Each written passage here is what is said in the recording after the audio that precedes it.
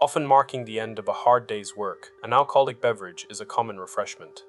But in March 2023, one seemingly innocent can of the stuff became the catalyst for one of the most complex criminal investigations in New Zealand's history. This documentary aims to present an honest and unfiltered account of the case surrounding the wealthy businessman turned drug trafficker, Baltej Singh, and his co-defendant, former Fonterra manager, Himatjit Kahlon.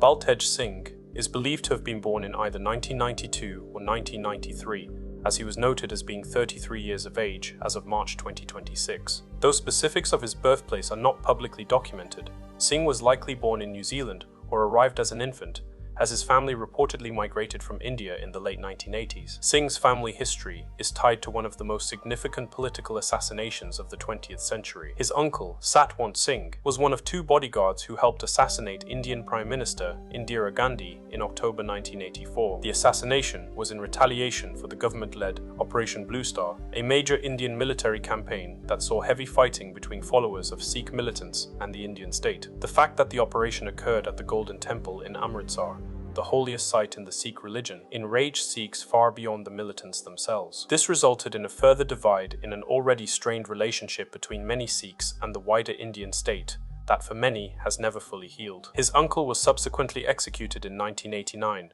resulting in the family fleeing the country in fear of retribution. Public reports state the family eventually settled in Auckland, where they initially ran a small grocery business before expanding into other ventures and building significant wealth. Singh would go on to establish himself in New Zealand as an intelligent and successful entrepreneur. He lived in a luxurious home in the affluent rural suburb of Clevedon and managed a range of legitimate business interests, some of which reportedly included ownership of a local supermarket. Yet beneath that image of prosperity and legitimacy, prosecutors would later allege something far darker, that his business acumen and reputable public image were merely a front, weaponized to facilitate the importation of over 700 kilograms of methamphetamine. For Himatjit Kahlon, who also went by the name Jimmy, the former Fonterra manager had a much more ordinary beginning. Noted as being 43 years of age in March 2026, Kahlon was born and raised in the Punjab region of India. He was an academic achiever, attending the Guru Nanak Dev University in Amritsar before moving to New Zealand in 2004 to pursue further tertiary studies. According to Kahlon's own professional history, he started working for the New Zealand dairy giant Fonterra in May 2013 as a dispatcher, eventually working his way up to the management position of team lead. By the time of his arrest, Kahlon had spent nearly 2 decades building a life in New Zealand. He was a well-educated man who lived a relatively modest life in Manukau with his wife, 2 young children, and extended family. He was also a deeply embedded member of the local Sikh community, known for his extreme generosity and trustful nature. He was a man who reportedly thought nothing of loaning thousands of dollars to friends in need, often without expectation of repayment. It was this reputation for blind trust, his defense would later argue, that made him uniquely susceptible to the influence of a man like Baltej Singh. While Singh was younger by a gap of 10 years, his stature as a wealthy businessman from a regarded family allowed him to command Kahlon's loyalty. The chronological sequence of this criminal enterprise began in late 2021, marked by the arrival of 2 separate shipments of coconut water arriving in Auckland from New Delhi. These pallets contained approximately 1,440 cans, and from the outside appeared to be typical beverages. However, mixed in among the legitimate drinks were cans found to contain dissolved ephedrine, a precursor chemical used in the manufacture of methamphetamine, along with dissolved methamphetamine itself. By October 2022, the scale of the operation had expanded significantly. A shipping vessel arrived at the Port of Tauranga from Toronto, carrying a 40-foot container. Instead of containing just 1,440 cans, the container held over 28,000 cans labeled as Honey House Bear Lager, and then 2 months later, another 40-foot container arrived from the United States, this time carrying liquid methamphetamine concealed within more than 22,000 bottles of kombucha. In early January 2023, Baltej Singh coordinated the pickup of these thousands of units and had them delivered to his rented industrial storage facility on Ryan Place in the South Auckland suburb of Manukau. Once inside the unit, the legitimate beverages served as the perfect cover story for a clandestine laboratory. Under the instruction of Mr. Singh, Kahlon purchased specific equipment for the extraction process. In the quiet of Ryan Place, the 2 men labored in shadows, methodically processing the shipments away from prying eyes. Kahlon, who possessed his own set of keys, was permitted to take away the trays of legitimate Honey Bear cans, the units of beer believed to be safe, which he subsequently chose to distribute as rewards to his team, over at Fonterra. The illicit operation began to unravel following the tragic events of March 2, 2023. Aiden Sagala, an employee at Fonterra who was part of Kahlon's team, was rushed to hospital in a critical condition. Following reports of a life-threatening overdose linked to a seemingly standard beer can, Auckland City Police initiated a wide-ranging inquiry, which ultimately culminated in the launch of Operation Lavender. Aiden Sagala was found to have levels of methamphetamine in his system described as off the charts, something completely abnormal for a young man who had no known history of drug use. Tragically, despite the best efforts of medical staff, Aiden would succumb to the overdose on March the 7th. His death transformed a massive narcotics investigation into a rapid hunt for those responsible. While Singh and Kahlon were operating a sophisticated setup, processing hundreds of kilograms of narcotics worth millions of dollars, their downfall was sparked by a casual gesture of workplace generosity. Forensic analysis of the Honey Bear cans revealed a shocking oversight. Among the thousands of cans of legitimate beer used to mask the shipment, several containing highly concentrated liquid methamphetamine had slipped through the extraction process and into the hands of unsuspecting workers. It was this fatal mix of high-stakes crime and low-level recklessness that led police back to the inconspicuous warehouse on Ryan Place as the Operation Lavender team swooped in on the industrial storage unit. What they found inside was a manufacturing operation that defied previous New Zealand records. The unit was packed with 39 wooden pallets stacked high with boxes of Honey Bear beer and kombucha, sitting alongside specialized extraction hardware and a dedicated drying room where dehumidifiers were still humming along mid-process. Detectives discovered that methamphetamine was literally everywhere, found in buckets of liquid, trays, and snaplock bags, weighing 1 kilogram each, ready for distribution. In total, the seizure was staggering, just under 340 kilograms of solid methamphetamine and over 400 kilograms of a liquid solution found to be saturated with the Class A drug. This massive haul, combined with the previous illicit imports of coconut water, brought the total for the operation to over 700 kilograms, the largest in New Zealand's history. While forensic teams were still cataloguing the massive haul at the Ryan Place warehouse, the investigation's primary target was already attempting to put distance between himself and New Zealand. On March the 10th, 2023, just 3 days after Aiden's passing, Baltej Singh arrived at Auckland International Airport to catch a one-way flight to Dubai. He was intercepted before he could even reach the boarding gate, and a search of his carry-on luggage revealed the true nature of his departure, as tucked inside his backpack was just over $10,000 in physical currency. Simultaneously, police executed a search warrant at one of his properties in the rural fringes of Whitford. Hidden in the boot of Singh's Chrysler, detectives uncovered a further $121,000 in cold hard cash. While Singh was being detained at the airport, the net was also closing on Mr. Kahlon. Unlike his co-defendant, no large sums of cash were found at Kahlon's Munarewa home, but his physical links to the warehouse were already becoming undeniable. Forensic specialists had already recovered Kahlon's fingerprints on the extraction equipment,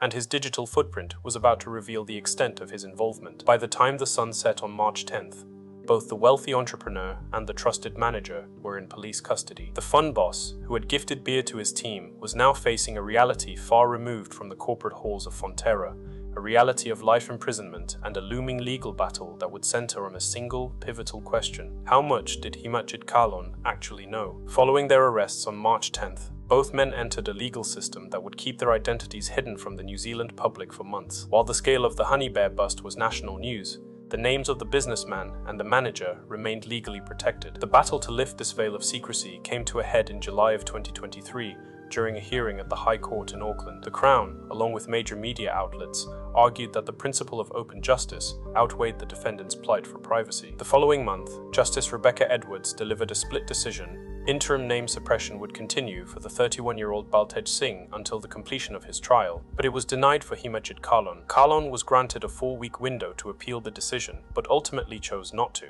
and his name finally lapsed into the public domain. However, this created a bizarre digital paradox for his co-defendant. While Baltej Singh remained a legal ghost in New Zealand media, referred to only as a 31-year-old businessman, his identity was already a headline story across the globe. International outlets, like the Times of India, had bypassed New Zealand's suppression laws entirely, detailing Singh's name and his family's ties to the 1984 assassination. To the rest of the world, he was the face of the operation. In Auckland, he was simply the other man. As the legal proceedings moved into late 2024, the two defendants' paths officially diverged. Baltej Singh eventually pleaded guilty to his lead role in the massive importation and distribution operation, but while he admitted his actions, his legal team, led by Ron Mansfield KC, fought hard to push back against the mastermind label the Crown was projecting. The defense argued that Singh was merely a cog in a much larger machine, a facilitator being directed and influenced by sophisticated entities back in India. They suggested that his family's historical notoriety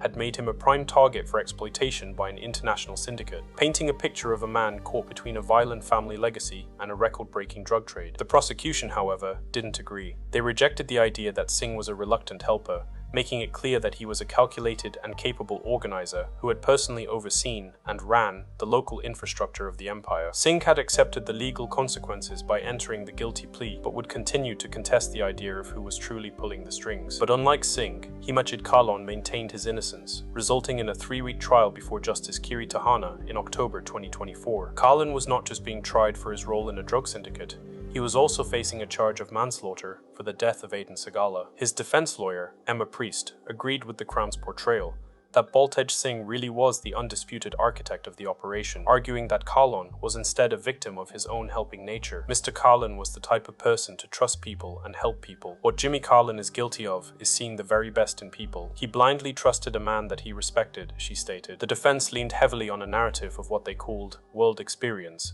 and argued that to someone who didn't know what Class A drugs looked like, the warehouse simply looked like any other standard, random storage facility. They claimed that when Kahlon saw buckets of liquid and white crystals, he believed Singh was merely making solutions or syrups for a new line of cocktails. The Crown prosecution, led by Robin McCubry, countered with a much sharper narrative. They argued that Kahlon was, quote-unquote, no idiot, pointing towards his tertiary degrees and role as a manager who oversaw 27 staff at a multi-billion-dollar dairy giant. In his address to the jury, McCubry was blunt about Kahlon's motives for giving away the lethal cans, stating, "It's plain he wanted to be seen as the fun boss by handing out the beer, but in doing so, he had been involved in every stage of the process." The prosecution's smoking gun was the digital trail left behind by Kahlon's own phone. GPS data revealed that between January 7 and March 6, 2023, Kahlon had visited the Manukau warehouse on at least 28 separate occasions, often in the dead of night. And after just 2 hours of deliberation, the jury returned their verdict: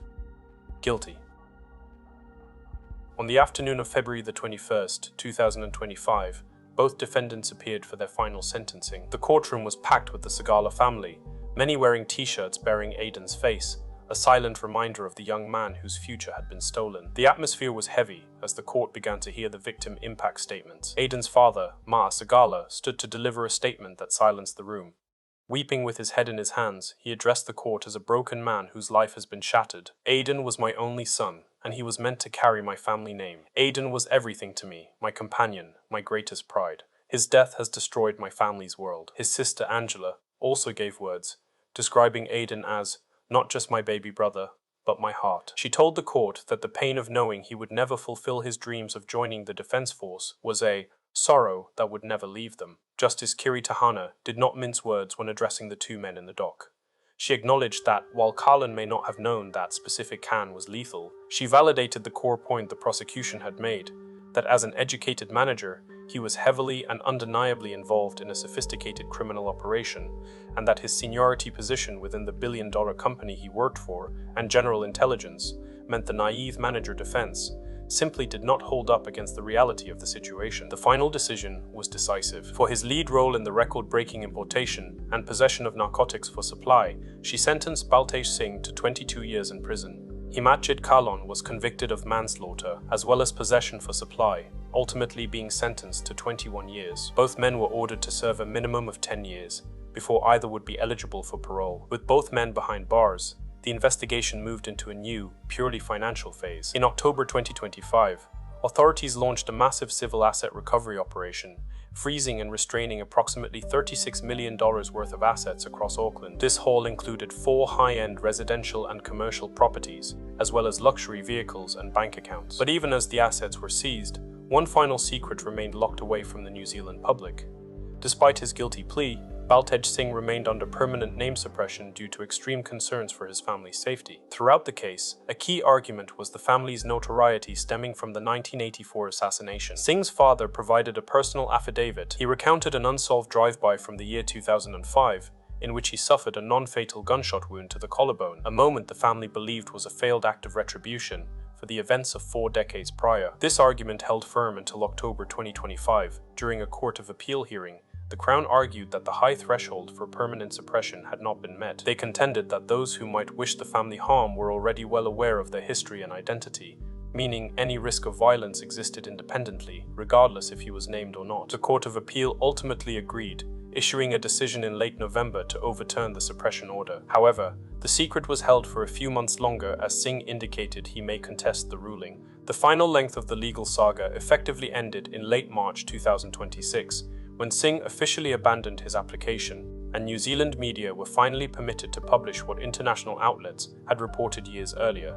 At long last, the people of New Zealand were officially introduced to the full identity of Baltej Singh, the businessman turned drug trafficker and the nephew of one of the 20th century's most famous political assassins. The Honey Bear beer case was a complex web of interconnecting backgrounds, upbringings, and ambitions. Beyond the record-breaking 700 kilograms of methamphetamine and the $36 million in seized assets, the true legacy of this case is measured in the loss of a life that can never be replaced. From a public safety perspective, the scale of this seizure cannot be overstated. While the police successfully kept that poison off our streets, the victory is bittersweet, because for one Auckland family, the intervention came just a few hours too late. Aiden Sagala was more than just a headline or a victim of a freak accident. He was a young man with a future, a dedicated brother, and a son who carried the pride of his family. Even though both Aiden's mother and father chose to publicly forgive Himatjit Kahlon, a gesture that speaks volumes for the family's character, there is still a void in their lives that no court verdict can ever fill. For Mr. Kahlon, the cost of his recklessness extends far beyond his own 21-year sentence. To those who knew him, he was a well-liked, everyday professional, a respected manager, and a devoted father who seemed grounded in his community. But drawn in by the allure of easy money and social status,